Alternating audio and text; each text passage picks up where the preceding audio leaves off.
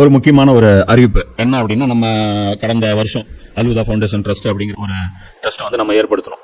அந்த ட்ரஸ்டின் வழியாக அல்லாஹ்வுடைய தீனுக்கு தக்குவியத் ஏற்படுத்தக்கூடிய செயல்கள், அது வந்து சில தாவா சென்டர்கள் உருவாக்குறதா இருக்கட்டும், சில தாய்க்களை உருவாக்குறதா இருக்கட்டும், சில புத்தகங்களை மொழிபெயர்க்கிறதா இருக்கட்டும், சிலருக்கு என்னென்ன ஃபெசிலிட்டி செஞ்சு கொடுத்தா அல்லாஹ்வுடைய தீனுக்கு பலம் ஏற்படுத்துமோ அதற்கான வகையில நம்ம செலவு பண்ணக்கூடிய ஒரு வேலையை வந்து நம்ம செஞ்சுட்டு இருக்கோம். இது வந்து ஜகாத்துடைய அமௌண்ட் நீங்க கொடுக்கலாம்.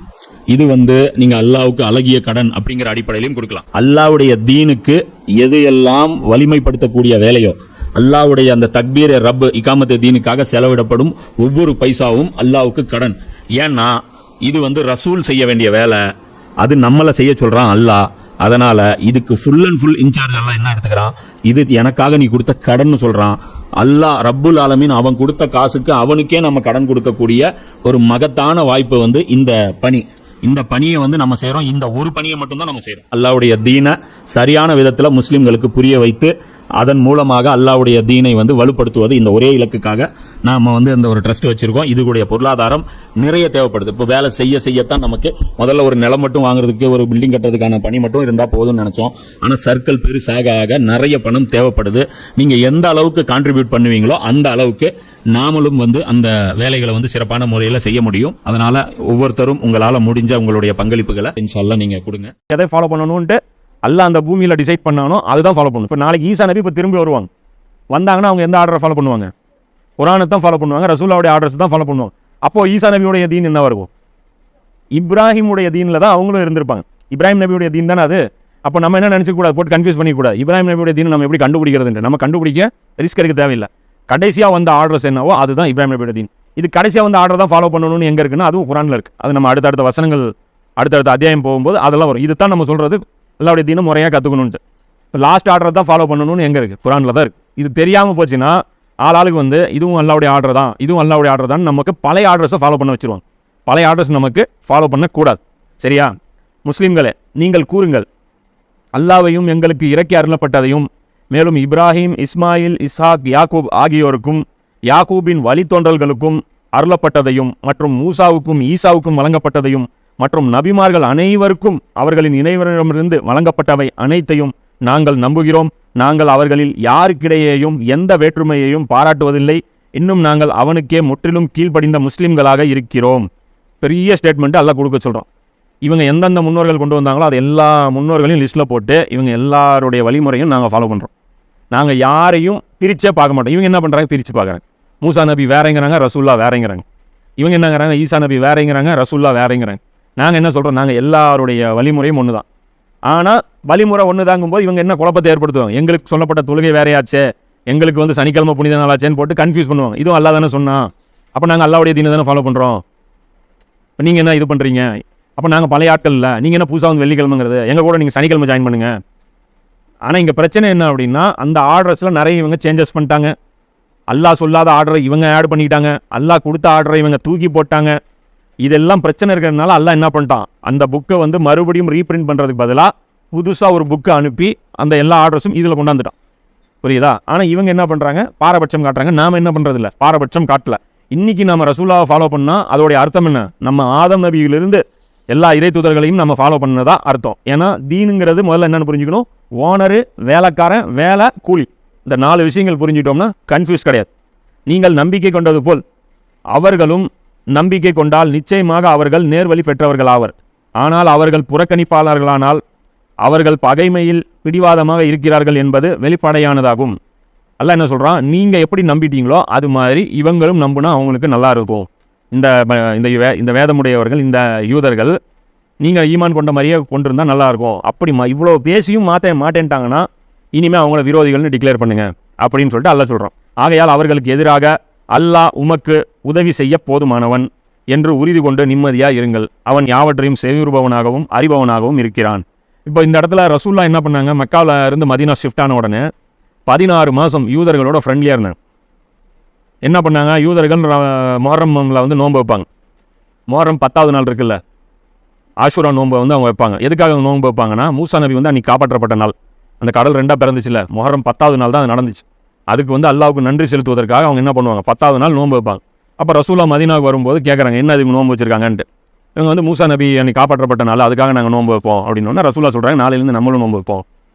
ஏன்னா மூசா நபி இவங்களை விட நமக்கு ரொம்ப வேண்டப்பட்டவர். இவங்க என்ன மூசா நபி மதிக்கிறது, அதை விட நாங்கள் அதிகமாக மதிக்கிறோம்னா இப்போ இவங்களுக்கு ஒரு முகப்பத் ஏற்படுது. இவங்க அதான் முகப்பத் ஏற்படணும், ஆனால் படலை. ஆக்சுவலாக அவங்க என்ன நினைக்கிற, பரவாயில்லையே நம்மள மாதிரி இவரும் புது நபியும் நம்ம நாளிலே நோன்பு வைக்கிறாரு அப்படின்னு. அதே மாதிரி கிப்லா என்ன, ஜெருசலம் கிப்லா வைக்கும்போது என்ன ஆயிடுது, சந்தோஷம், பார்த்தியா நம்மளையே ஃபாலோ பண்ணுறோம். அப்போ இவங்களோட சேர்றதுல இவங்க தயக்கம் காட்டக்கூடாது. ஆனால் இவ்வளோ பேசுனதுக்கு அப்புறமும் இவங்க என்ன பண்ணல, 16 மாதம் என்ன பண்ணிட்டாங்க, ஃப்ரெண்ட்லியாக இவங்க எதுவுமே வரலைங்கும் போது இப்போ அல்ல ஃபைனலாக சொல்லிட்டான்.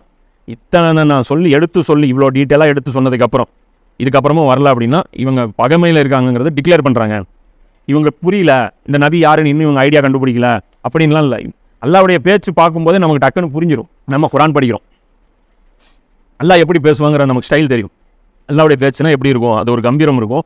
அந்த அல்லாவுடைய பேச்சு நம்ம ரெகுலராக படிக்கும்போது நமக்கு வந்து ஒரு சில வசனங்கள் லைட்டாக ஒரு சில ஏதோ ஒரு வார்த்தைகள் சொன்னாலே போதும், நமக்கு டக்குன்னு புரிஞ்சிடும் இது அல்லாஹ் தான் பேசுகிறான் அப்படிங்கிறது நமக்கு புரிஞ்சிடும்.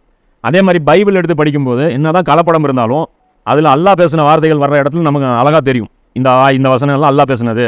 சில வசனங்கள் வரும்போது மனிதர்கள் எழுதுறாங்க அப்படிங்கிறது நமக்கு நல்லா பிரித்து பார்க்க முடியும். அதே மாதிரி தான் அவங்களுக்கும், அவங்க தௌராத் ரெகுலராக படிச்சுட்டு இருக்கிறாங்களே, அதில் அல்லாஹ் எப்படி பேசுவான்னு தெரியும். அப்போ இது படிக்கும்போது அவங்களுக்கு புரிஞ்சிடும். அப்போ இப்ராஹிம் நபியை பற்றி பேசுகிறான், டக்குன்னு அவங்களுக்கு புரிஞ்சிடும். ஓ இப்ராஹிம் எல்லாம் இவருக்கு எப்படி தெரியும், யாக்கூப் நபியை பற்றி இவருக்கு எப்படி தெரியும், ஜெருசலத்தில் வாழ்ந்த யாக்கூப் நபியை பற்றி ரசூலுல்லாஹ்க்கு எப்படி தெரியும். அப்போ இவங்களுக்கு புரிஞ்சிருக்கணுமா இல்லையா, பேசுகிறவன் இவன் முகமது பேசலாம், முகமதுடைய அல்லாஹ் பேசுகிறாங்கிறது புரியணுமா இல்லையா, புரியுதா இல்லையா. யாக்கூப் நபி பற்றி கரெக்டாக சொல்கிறாரு, இவருக்கு 12 குழந்தைங்க இருந்தது இவருக்கு எப்படி தெரியும், அதில் ஒரு பையன் பேர் யூசுஃப்னு எப்படி தெரியும், புரியுதா. அதே மாதிரி அந்த விஷயங்கள்லாம் எடுத்து பேச இவங்களுக்கு கன்ஃபார்ம் ஆயிடணும். அப்போ இவ்வளோ பேசி உங்களுக்கு கன்ஃபார்ம் ஆகலைன்னா புரியலன்னு அர்த்தம் இல்லை, எதிரியாக மாறிட்டாங்கன்னு அர்த்தம். அப்போ அதனால் வந்து அபூஜையில் என்ன லிஸ்ட்டில் வச்சுருக்கீங்களோ அந்த கேட்டகரியில் ஒன்று ஆட் பண்ணிக்கிங்க. எப்படி பனு உமையா, பனு தமீம் அது இதுன்னு சொல்லி எந்தெந்த குலங்கள் அங்கே இருந்துச்சோ அந்த குலத்தில் இந்த ஒரு குரூப்பை ஆட் பண்ணிக்கிங்க, இவங்களும் உங்களோட எதிரிகள், இவங்களை வச்சுங்க அப்படின்னு சொல்லிட்டு அல்லாஹ் சொல்கிறான். அடுத்தது அல்லாஹ் சொல்கிறான், கூறுவீராக அல்லாவின் வர்ணத்தை மேற்கொள்வீராக, அல்லாவின் வர்ணத்தை காட்டிலும் யாருடைய வர்ணம் சிறந்தது, மேலும் நாங்கள் அவனுக்கே பணிந்து வாழ்பவராக இருக்கிறோம். அப்போ அல்லாஹ் என்ன சொல்கிறான், இந்த இடத்துல அல்லாவுடைய கலரில் நீங்களும் கலர் மாறி இருங்க. இது வந்து இந்த இடத்துல அரபுகள் மத்தியில் இருந்த ஒரு வழக்கம் என்ன அப்படின்னா, மதம் மாறிட்டாங்கன்னா அவங்க கலர் தண்ணியில் குளிப்பாங்க. நீ கிறிஸ்தவ மதத்துலேருந்து வேறு மதத்துக்கு மாறுறான் அப்படின்னா நேராக போயிட்டு வந்துட்டு குளிச்சுட்டு ஒரு கலர் தண்ணி, மஞ்சள் தண்ணியோ இல்லை ஏதோ ஒரு சவுப் கலர் தண்ணியோ போட்டு அந்த கலர் தண்ணி எடுத்து குளிச்சுக்குவோம். என்னடா அப்படின்னா நான் மாறிட்டேன், இங்கிலேருந்து நான் புது மதத்துக்கு மாறிட்டேன் அப்படின்னு சொல்லிட்டு மாறுவோம். இப்போ அதே இதில் அல்லாஹ் இந்த இடத்துல எடுத்து சொல்கிறான். அதே வந்து கிறிஸ்தவர்களும் பார்த்தீங்கன்னா ஞானஸ்தானம் பண்ணுவோம். அந்த ஒரு தண்ணி தொட்டி மாதிரி இருக்கும், அதில் முக்கி அந்த எந்திரிப்பாங்க, ஞானஸ்தானம் பண்ணுவோம். யூதர்களுக்கும் அப்படி இருக்கலாம், அல்ல இந்துக்களும் அந்த மாதிரி தான் பண்ணுறாங்க, அது என்னங்கிறது தெரியல. மொத்தத்தில் அல்லாஹ் என்ன சொல்கிறான், வர்ணத்தை என்னுடைய அப்போ இஸ்லாத்துக்கு வரணும்னு நமக்கு ஏதாவது அந்த மாதிரி இருக்கா, ஒன்றும் இல்லை. நம்ம டைரெக்டாக களிமா சொல்லிவிட்டு குளிச்சுட்டு வரணும், அதுவும் இருக்குது. ஏன்னா சுத்தம் இல்லாமல் இருப்பாங்க, குளிச்சுட்டு அதுக்கப்புறம் களிமா சொல்லி கொடுத்து அதுக்கப்புறம் எப்படி சுத்தமாக இருக்கணுங்கிற அந்த மெத்தட், யூரின் போனால் எப்படி சுத்தமாக இருக்கணும் அப்படிங்கிற அந்த மெத்தட் மட்டும் சொல்லி கொடுத்துட்டா போதும். இந்த இடத்துல அல்லாஹ் என்ன சொல்கிறான், நீங்கள் உங்களுக்குன்னு ஒரு கலரே இருக்கக்கூடாது, இந்த அல்லாவுடைய கலரில் மாறிடுங்க அப்படின்னா நீங்கள் தண்ணி மாதிரி இருக்கணும், நான் கொடுக்குற கலரில் நீங்கள் மாறிடணும். நேற்று வரைக்கும் உங்களுக்கு என்ன பழக்கம் வந்துச்சோ அதெல்லாம் தூக்கி போட்டணும், இன்னிலேருந்து புது பழக்கத்தை நீங்கள் எடுத்துக்கணும். உங்களுக்குன்னு ஒரு கலரே இருக்கக்கூடாது, எனக்கு இது பிடிக்காதுங்க, இல்லைங்க நான்லாம் வந்து 8 மணிக்கு குறைச்சி எந்திரிக்க மாட்டேங்க, இதெல்லாம் பேசக்கூடாது. உனக்கு என்ன பிடிக்கும்லாம் கேட்டுட்டு நான் ஆர்டர்லாம் போட்டுட்டு இருக்க முடியாது, எனக்கு என்ன பிடிக்கும்ன்ட்டு நீ பாடு பண்ணு. அப்போ அல்லாஹ் என்ன சொல்கிறான், அல்லாவுடைய கலரில் நீங்கள் மாறுங்க, உங்களுக்கு தகுந்த மாதிரி நான் மாற முடியாது, எனக்கு தகுந்த மாதிரி நீங்கள் மாறுங்கிறான். புரியுதா, உங்களுக்கு என்ன பிடிக்கும், உங்களுக்கெல்லாம் கேட்டுலாம் நான் ஆர்டர் போட்டுருக்க மாட்டேன், எனக்கு என்ன பிடிக்கும்னு பார்த்துட்டு நீங்கள் ஃபாலோ பண்ணிட்டு போங்க. யாருடைய வர்ணம் சிறந்தது, ஏன்னா நான் பெயிண்ட் என் இஷ்டத்துக்கு நீங்கள் வர்றது சிறந்ததா, உங்கள் இஷ்டத்துக்கு நான் வர்றது சிறந்ததா, நம்ம பேச்சு அல்லாஹ் கேட்டான்னு வையே இந்த உலகம் நாசமாக போயிடும்.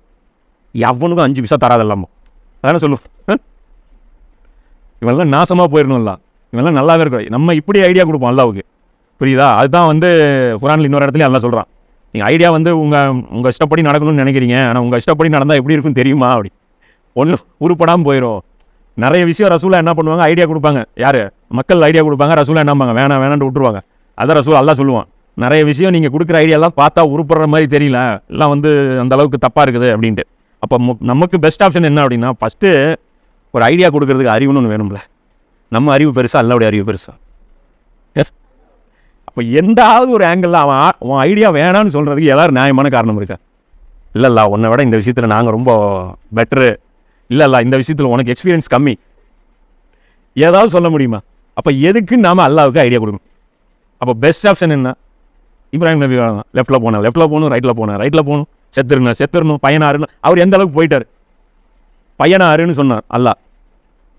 மற்ற விஷயமாவது ஓகே, ஏதோ நல்லதுக்கு இருக்குன்னு நினைக்கிறதுக்கு ஒரு அறிவாவது யூஸ் பண்ணிக்கலாம். இதில் என்ன யோசிச்சிருப்பார் அவர்? ஓ அறுக்க சொல்லிட்டானா, அதுக்கும் நல்லதாக தான் இருக்கும். அறுக்க சொல்லிட்டான்ல, நல்லதுக்காக தான் இருக்கும். கொண்டு போய் குழந்தைய கொண்டு போய் பாலைவனத்தில் விட, விட சொல்லிட்டானா, அப்போ நல்லதுக்காக தான் இருக்கும். அல்லாவே சொல்கிறானா, பாலைவனத்தில் போய் விடும். அவங்க வைஃப்ஸ் கேட்குறாங்க, விட்டுட்டு போகிறீங்களே என்ன, அல்லா தான் விட சொன்னானா, ஆமாம், அப்போ நல்லதுக்காக தான் இருக்கும்.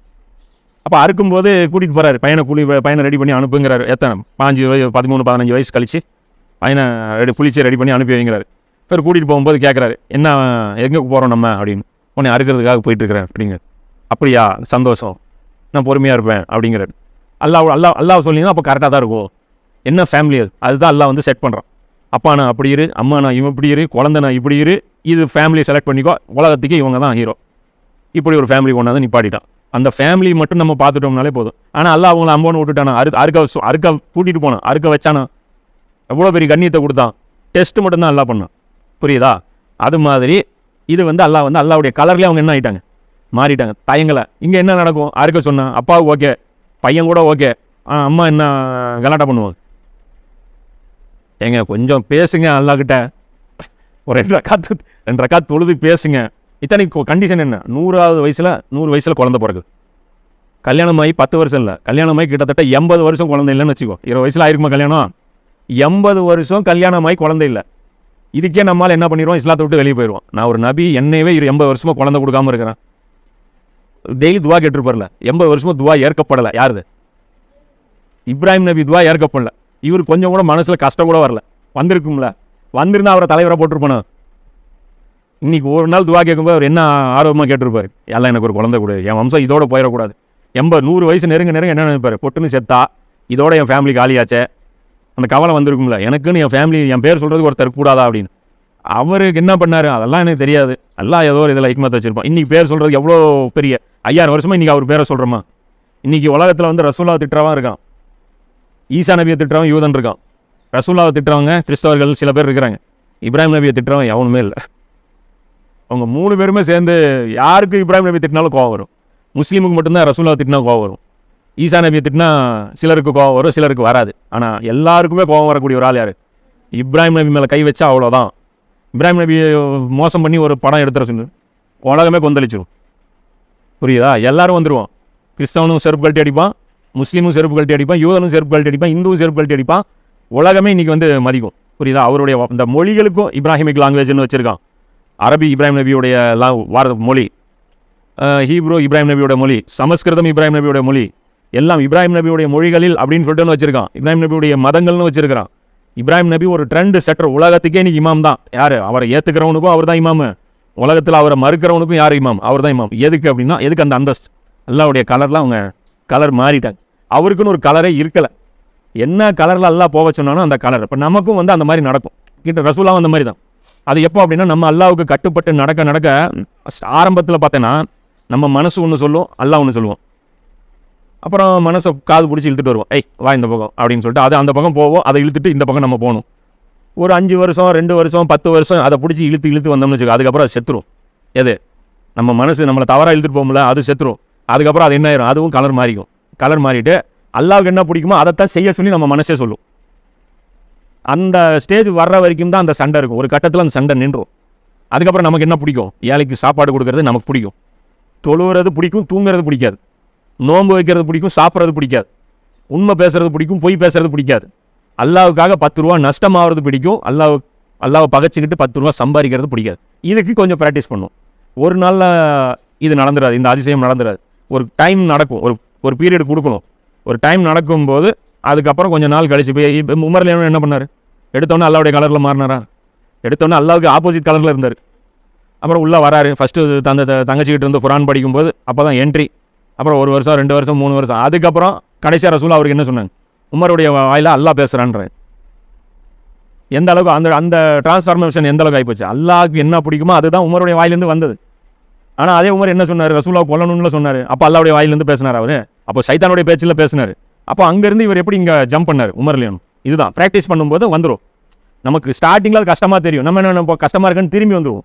வரக்கூடாது, அதில் தொடர்ச்சியாக இருந்துக்கிட்டே இருக்கணும். ஒரு கட்டம் வரும்போது நம்ம மனசு வந்து அல்லாஹ் என்ன பண்ணிடுவோம், இந்த கலர் சேஞ்சிங் வந்து நடக்கும். இந்த பெயிண்ட் ப்ராசஸ் நடக்கிற வரைக்கும் நம்ம என்ன பண்ணுவோம், அதில் போட்டு ட்ரை பண்ணிகிட்டே இருக்கணும். நபி அவர்களிடம் கேட்பீராக, அல்லாஹ்வின் விஷயத்தில் எங்களுடன் நீங்கள் தர்க்கம் புரிகின்றீர்களா? அவனோ எங்களின் அதிபதியும் உங்களின் அதிபதியும் ஆவான். எங்கள் செயல்கள் எங்களுக்கு, உங்கள் செயல்கள் உங்களுக்கு. மேலும் நாங்கள் அல்லாஹ்வுக்கு மட்டுமே எங்கள் அடிபணிதலை முற்றிலும் உரித்தானதாக ஆக்கிவிட்டோம். இந்த இடத்துல அல்லாஹ் கேட்க சொல்கிறான். என்ன சொல்கிறான்? நபியே நீர் அவர்களிடம் கேட்பீராக, அல்லாஹ்வின் விஷயத்தில் எங்களுடன் நீங்கள் தர்க்கம் புரிகிறீர்களா? இன்னும் நீங்கள் அல்லாஹ் விஷயத்தில் தர்க்கம் பண்ணிட்டே தான் இருக்க போறீங்களா? அவனோ எங்களின் அதிபதியும் உங்களின் அதிபதியும். உங்களுக்கும் அவன் தான் ஓனர், எங்களுக்கும் அவன் தான் ஓனர். அதான் சொன்னல தீனில் அவனும் தான் எனக்கு, நாங்களும் அடிமை நீங்களும் அடிமை, எங்களுக்கும் அவன் தான் ஓனர், உங்களுக்கும் அவன் தான் ஓனர். எங்கள் செயல்கள் எங்களுக்கு, உங்கள் செயல்கள். இப்போ நாங்கள் செய்கிறது நீங்கள் என்னவோ செஞ்சுட்டு போங்க, உங்களோட எங்களுக்கு எந்த தொடர்பும் இல்லை. நாங்கள் அல்லாஹ்வுக்கு மட்டுமே எங்கள் அடிபணிதலை முற்றிலும் உரித்தானதாகிவிட்டோம். இப்போ இந்த இடத்துல 134வது வசனத்தில் அல்லாஹ் முஸ்லீம்களாக இருங்கன்னு சொல்கிறான். வாந்து முஸ்லீம் அரபியில் வரும்போது இந்த இடத்துல 133ல் அல்லாஹ் சொல்கிறான், அவனுக்கே கீழ்ப்படிந்த முஸ்லீம்களாக திகழ்வோம். அப்போது முஸ்லீம்களை வந்து சஹாபாக்களை வந்து ஸ்டேட்மெண்ட் கொடுக்க சொல்கிறான். என்னென்னு சொல்கிறான்? 133ல் என்ன ஸ்டேட்மெண்ட் கொடுக்க சொல்கிறான்? நஹனு நஹு முஸ்லிமூன், நாங்கள் முஸ்லீம்களாக இருக்கிறோம்னு ஒரு ஸ்டேட்மெண்ட்டு. அடுத்த இடத்துல ஒரு ஸ்டேட்மெண்ட் என்ன கொடுக்க சொல்கிறான்? நஹனு லஹு ஆபிதூன், நாங்கள் அவனுக்கே அடிபணிந்தவர்களாக இருக்கிறோம் அப்படின்னு சொல்லிட்டு 138ல் அல்ல சொல்கிறான். அதே மாதிரி 139ல் கடைசி வசனம் அல்ல என்ன சொல்கிறான்? கடைசி பாட்டு இந்த ஆயத்தில் நஹனு லஹு முக்லிசூன். முஸ்லிம், ஆபித், முக்லிஸ், இது மூணுமே வேறு வேறு வார்த்தை. முஸ்லீம் அப்படின்னா சரணடைஞ்சிறது, ஆபித் அப்படின்னா அடிமையாக மாறிடுறது, முக்லிஸ் அப்படின்னா மனசில் தூய்மையாக நடந்துக்கிறது. புரியுதா? சொல்கிற வேலையை செய்வோம், மனப்பூர்வமாக செய்வோம், அடிபணிஞ்சு செய்வோம், 24 hours செய்வோம். முஸ்லீம்னா சரணடைஞ்சிறது. புரியுதா? அடிமைன்னா என்ன? அடிமைக்கு டைம் ஃப்ரேம் கிடையாது. வேலைக்காரன் டைம் இருக்குது, 8 மணிக்கு வருவான் டியூட்டி, நைட்டு 8 மணிக்கு வீட்டுக்கு போயிடுவான். ஆனால் அடிமை அவன் சாகிற வரைக்கும் அடிமை தான். அப்போது அடிமையாக இருப்போம், அல்லாஹ்வுக்கு சாகிற வரைக்கும் அடிமையாக இருப்போம். அதே மாதிரி எப்படி இருப்போம்? விருப்பத்துடன் அடிமையாக இருப்போம், முக்லிஸாக இருப்போம், சின்சியராக இருப்போம். அப்போ இந்த 3 பண்புகள் வந்து அல்லாஹ் இடத்துல சொல்கிறான். 134வது வசனம், 38, 39 இந்த 3 விஷயங்களும் அல்லாஹ் சொல்கிறான். இப்போ நம்மளும் எப்படி இருக்கணும்? அல்லாஹ் கட்டுப்படணும், சின்சியராக கட்டுப்படணும், ஆக்டிங் பண்ணக்கூடாது, வேண்டாம் விருப்பம் கட்டுப்படக்கூடாது, மனசு விரும்பி கட்டுப்படணும். சரியா? அப்போ அதில் அல்லாஹ் அடுத்தது சொல்கிறான், நல்லது. இப்ராஹிம், இஸ்மாயில், இஸ்ஸாக், யாக்கூப் ஆகியோரும் மற்றும் யாக்கூபின் வழித்தோன்றல்கள் அனைவரும் யூதர்களாகவோ கிறிஸ்தவர்களாகவோ இருந்தார்கள் என்று நீங்கள் சொல்கிறீர்களா? அவர்களிடம் கேளுங்கள். இவங்க என்ன சொல்கிறாங்க? என்னப்பா சொல்கிறீங்க? இஸ்மாயில் நபி, இசாக் நபி, இப்ராஹிம் நபி இவங்கெல்லாம் யூதர்களும் கிறிஸ்தவர்களுமா? இவங்கெல்லாம் அப்படி தான் சொல்லி சுற்றுனாங்களா ஊருக்குள்ளே? அவங்க நல்லா கேட்குறான். அவர்களிடம் கேளுங்கள், நீங்கள் நன்கறிந்தவர்களா, அல்லாஹ் நன்கறிந்தவனா? ஏன்டா உங்களுக்கு அறிவு இருக்கா, எனக்கு அறிவு இருக்கு. அல்லாஹ்விடமிருந்து வந்த ஒரு சான்றை தன்னிடம் வைத்துக்கொண்டு அதனை மறைப்பவனை விட பெரிய அக்கிரமக்காரன் யார்? மேலும் நீங்கள் செய்து கொண்டிருப்பவை பற்றி அல்லாஹ் கவனமற்றவனாக இல்லை. அப்போ அல்லாஹ் என்ன கேட்குறான்? என்கிட்ட இருந்து உங்களுக்கு ஒரு சான்று வந்துருச்சு, கிறிஸ்டல் கிளியராக உங்களுக்கு எல்லாமே தெரியும். இன்னும் ரசூல்லா பேசின பேச்சுக்கள், குர்ஆனுடைய அந்த போதனைகள் இதெல்லாம் வச்சு உங்களுக்கு டக்குன்னு புரிஞ்சிருச்சு. ஆனாலும் நீங்கள் டாவ் போட்டுட்ருக்கீங்க. இன்னும் வந்து எங்களுக்கு புரியல, நாங்கள் பழைய ரூட்லேயே இருந்துக்கிறோம். ஏன்னா பழைய ரூட்டு ஈஸியாக இருக்குது, இவர் எல்லாத்தையுமே பிடிக்கிட்டார. புரியுதா? இவங்க ஒரு ஃபார்முலாவில் வாழ்ந்துட்டு இருந்தாங்களே, அதில் நிறைய இவங்களுக்கு சலுகைகள் இருந்துச்சு. அதான் கஷ்டமானதெல்லாம் மாற்றிட்டானுங்கள. புரியுதா? கஷ்டமானதெல்லாம் மாற்றி வச்சுட்டானுங்க, நிறைய திட்டுத்தனம் பண்ணிட்டானுங்க, சில ஆல்ட்ரேஷன்லாம் பண்ணிட்டானுங்க. அதனால் இவங்களுக்கு என்ன ஆகி போச்சு? பழையசிலே இருந்துக்கிறோம் அப்படின்றாங்க. கேட்டால் எங்கள் இப்ராஹிம் நபி அதான் கற்றுக் கொடுத்தாரு, இதாங்கிறாங்க. அதுதான் அல்லாஹ் கேட்குறான். இப்ராஹிம் நபி வாழ்ந்த காலத்தில் நீங்கள் இருந்தீங்களா? எனக்கு தெரியும். நீங்கள் இப்போ அவர் வந்ததுக்கப்புறம் 2000 வருஷம் கழிச்சு நாங்கள் இப்ராஹிம் நபியுடைய வழிமுறையில் இருக்கீங்க, நீங்கள் யார்கிட்ட பேசுகிறீங்கன்ற. உங்களுக்கு நல்லா தெரியுமா, எனக்கு நல்லா தெரியுமா இப்ராஹிம் எப்படி வாழ்ந்தாருன்ட்டு? அப்போ இதை தான் இப்போ கிறிஸ்தவர்களும் இதை தான் யோசிக்கணும். கிறிஸ்தவர்கள் என்ன சொல்கிறாங்க?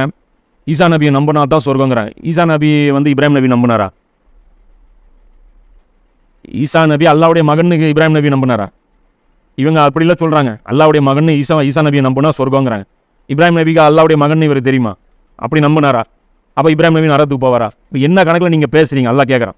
அந்த மறுபடியும் அதே வசனத்தை ரிப்பீட் பண்ணுறான். அந்த சமூகத்தினர் சென்று விட்டனர், அவர்கள் சம்பாதித்தவை அவர்களுக்கே, நீங்கள் சம்பாதித்தவை உங்களுக்கே, மேலும் அவர்கள் செய்து கொண்டிருந்தவை பற்றி நீங்கள் விசாரிக்கப்பட மாட்டீர்கள். இப்போ மறுபடியும் அல்லாஹ் என்ன சொல்கிறான்? அவங்க செஞ்சது அவங்களுக்கு சரி, இதெல்லாம் இந்த வெட்டி பேச்செல்லாம் பேசாதீங்க. அவங்க என்ன செஞ்சாங்கன்னு அவங்ககிட்ட பேசிக்கிறேன். இப்ராஹிம் நபி யூதராக இருந்தாரா கிறிஸ்தவராக இருந்தாருன்னு அவங்ககிட்ட கேட்டுக்கிறேன். நீங்கள் என்ன பண்ணிட்டு இருக்கீங்கிறத மட்டும் சொல்லுங்கள். இப்போ என் ரசூல் அனுப்பியிருக்கிறேன், ஏற்றுக்க முடியுமா முடியாது, அதை மட்டும் பேசு. பழைய பேச்சு அது நாங்களும் அந்த காலம்லாம் இருக்கட்டும், இப்போ என்ன சொல், ஏற்றுக்கிறியா இல்லையா சொல். அவங்க என்ன செஞ்சாங்கன்னு நான் உங்கள்கிட்ட கேட்க மாட்டேன்.